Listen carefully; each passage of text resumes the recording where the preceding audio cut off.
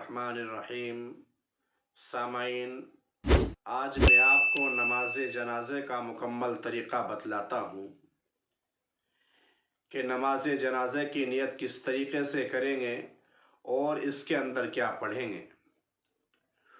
तो आप नमाज जनाजे की नियत इस तरीक़े से करें। नियत करता हूँ मैं नमाज जनाजा फ़र्ज़ किफ़ाया, सना वास्ते अल्लाह तबारक व तआला के, दुरूद वास्ते आप सल्लल्लाहु अलैहि वसल्लम के, दुआ वास्ते इस मय्यत के, रुख मेरा काबे शरीफ की तरफ, पीछे इस इमाम के, अल्लाहु अकबर। जब पहली तकबीर कही जाए तो आपको पहली तकबीर के बाद सना पढ़नी है।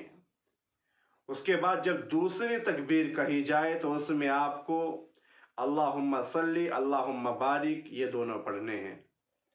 उसके बाद जब तीसरी तकबीर कही जाए तो आपको दुआ पढ़नी है, यानी कि अल्लाहुम्मा गफिर लिहय्यिना व मय्यितना व शाहिदना आखिर तक।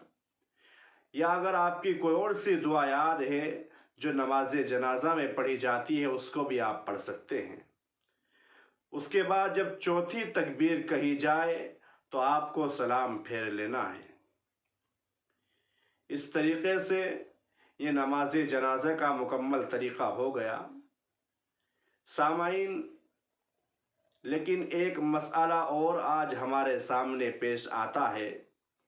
वो ये है कि हम में से अगर किसी की याद दुरूद नहीं होता या दुआ याद नहीं होती या इसी तरीक़े से हम में किसी की याद सना नहीं है तो हम नमाज जनाजे के अंदर शिरकत नहीं करते हैं।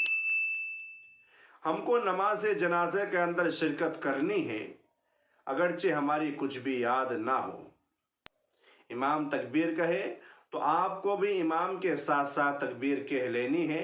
लिहाजा इतना ज़रूरी है कि नमाज जनाजे के अंदर जो दुआ पढ़ी जाती है इसी तरीक़े से जो दुरूद शरीफ पढ़े जाते हैं या जो सना पढ़ी जाती है उसको याद करना ज़रूरी है।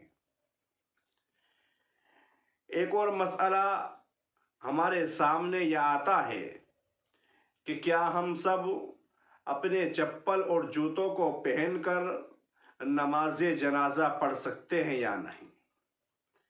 तो सामाइन, अगर हमको बिल्कुल पुख्ता यकीन है कि हमारे इन चप्पलों पर, हमारे इन जूतों पर किसी भी तरीके की कोई गंदगी, कोई निजासत नहीं लगी है तो हम अपने चप्पल जूतों को पहनकर नमाज जनाजा पढ़ सकते हैं।